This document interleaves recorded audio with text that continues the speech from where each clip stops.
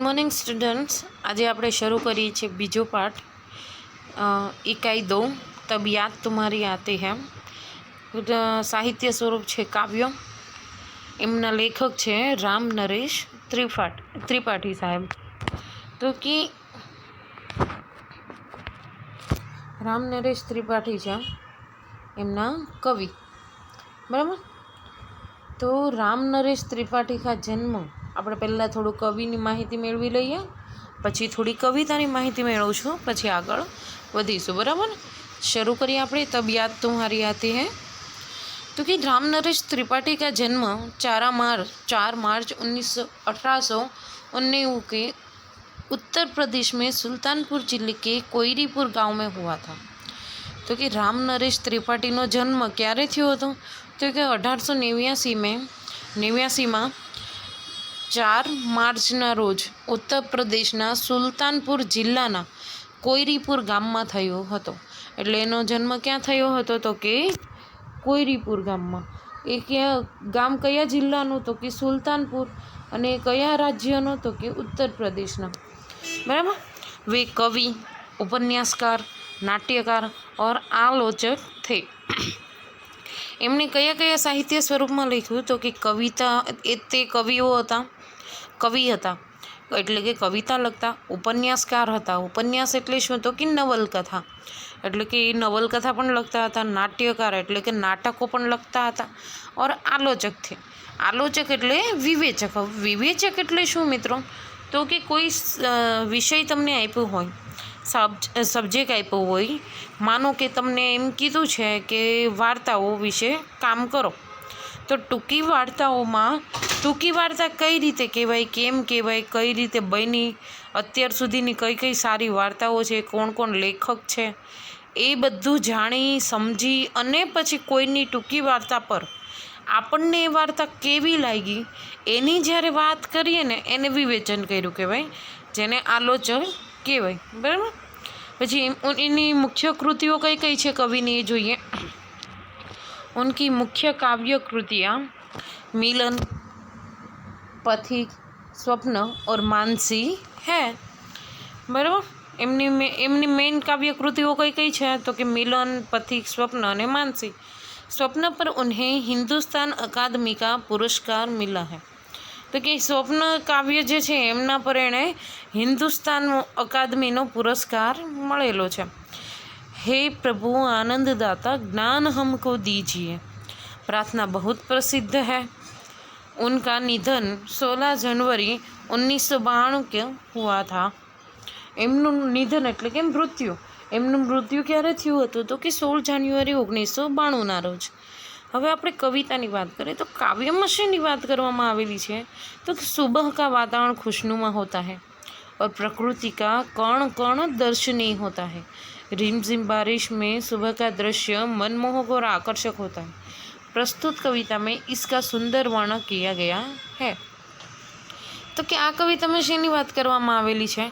तो कि सुंदर सवारनी, आपणे शियाळानी गुलाबी सवार पर निबंध लखीए, बस ए रीतनुं समजी लो कि सुंदर सवारनी बात करेली छे। ज्यारे वातावरण ठंडू छे, आकाशमां वादळो होय अने सूर्यप्रकाश होय अने एनुं फूल खिलेला होय, एना पर झाकळ बेसेली होय अने पक्षीओ कलरव करता होय। आ जे सुंदर सवार छे, एक रमणीय सवार, एवी सुंदर सवारनुं वर्णन आ कवितामां करवामां आव्युं छे। एटले कवितामां शेनी वात छे?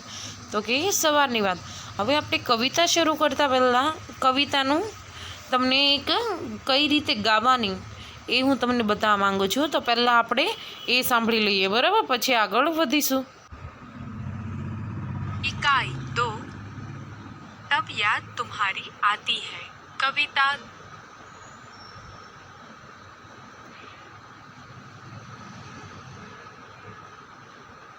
ध्यान से कविता सुनिए।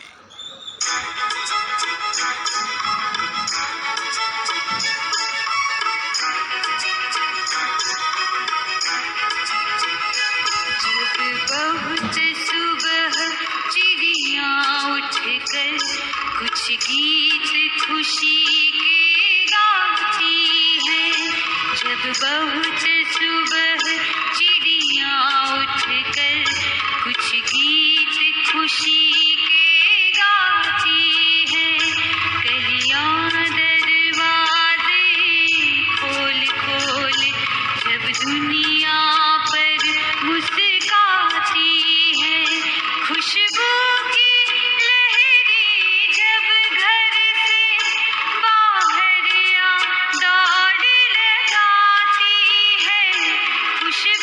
की लहरें जब घर से बाहर आ दौड़ लगाती है, हे जग के सृजनहार प्रभु तब याद तुम्हारी आती है, हे जग के सृजनहार प्रभु तब याद तुम्हारी आती है।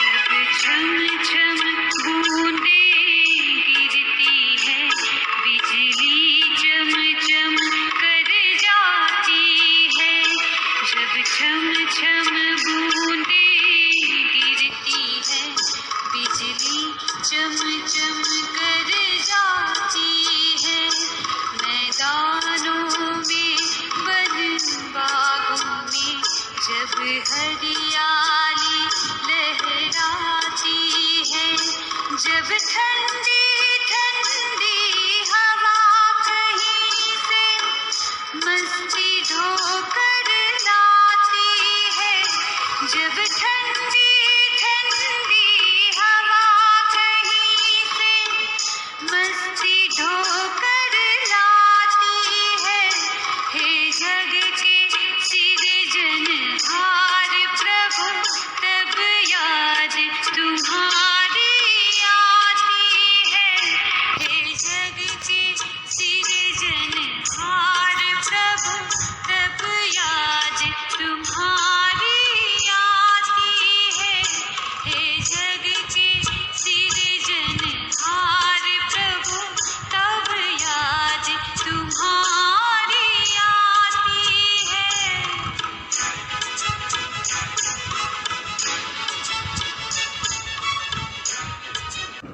તો વિડીયો જોયા પછી ખ્યાલ આવી ગયો ને કવિતામાં શેની વાત કરવામાં આવી છે તો કે સુંદર સવારની।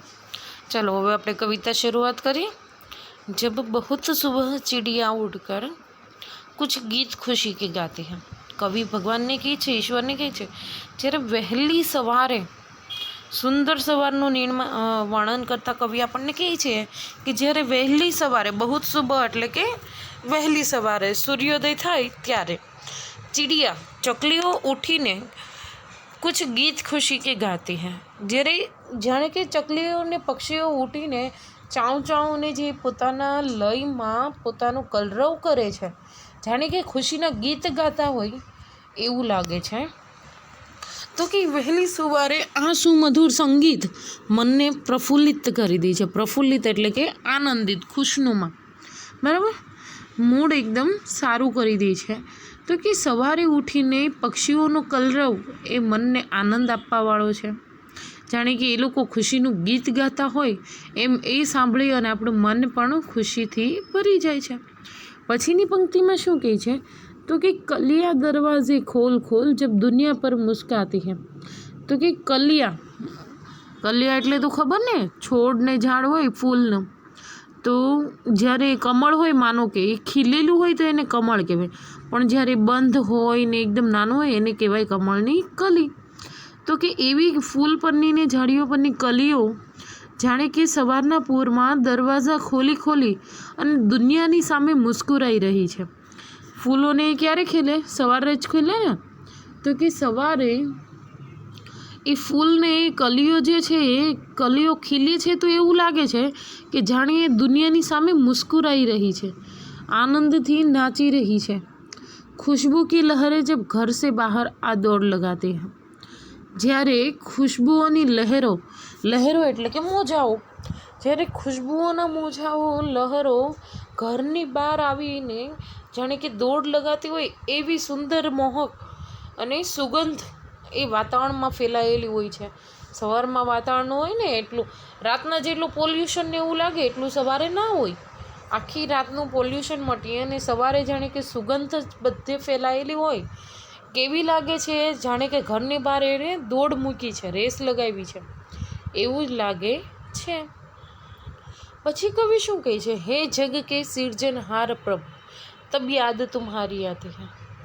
ત્યારે કહે છે કવિ કે હે સર્જનહારા, આ જગના, પૃથ્વીના, આ દુનિયાના સર્જનહાર પ્રભુ, ત્યારે તમારી યાદ આવે છે કે શું સુંદર વર્ણન તમે કરેલું છે આ પૃથ્વીનું.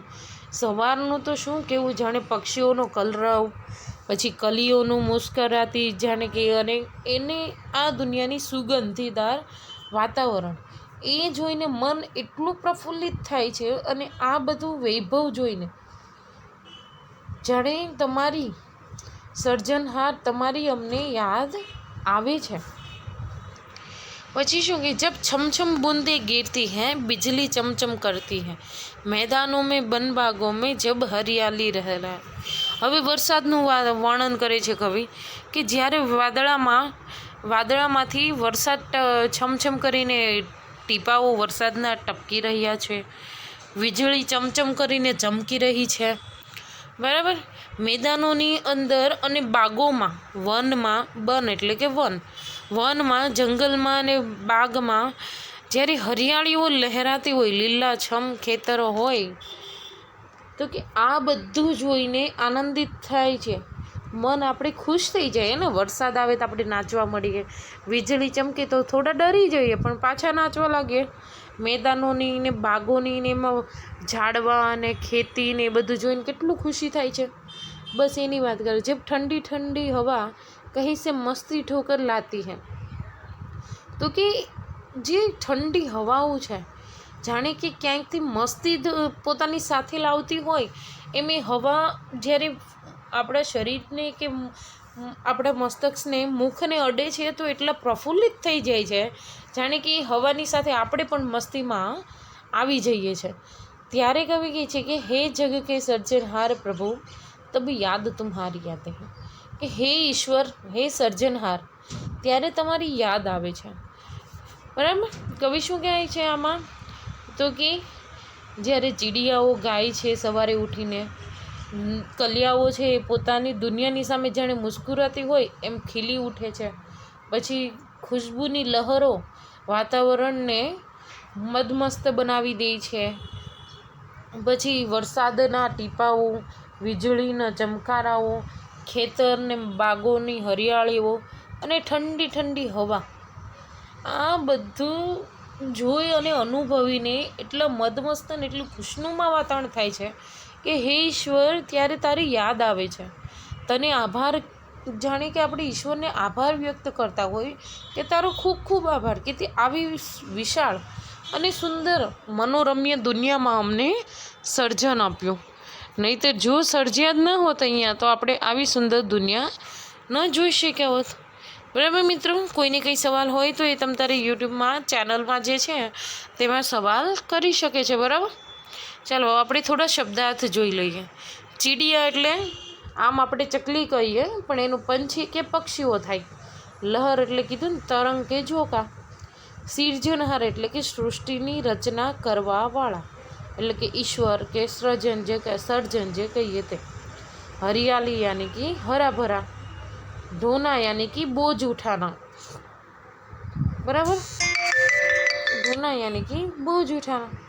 તો આટલું આપણે જોયું. હવે એક કામ કરીશું, આજના વિડીયોમાં ફક્ત આટલું જ તે. નેક્સ્ટ વિડીયોમાં આપણે અભ્યાસ અને સ્વાધ્યાયની સાથે ચર્ચા કરીશું. આજ માટે ફક્ત એટલું. અને તમને જે કવિતાનો વિડીયો મૂકેલો છે એ કવિતાનો વિડીયો, કવિતા સાંભળી અને એ સાથે સાથે ગાવાની રહેશે. બરાબર. ચાલો મિત્રો મળીએ. આજ માટે ફક્ત એટલું.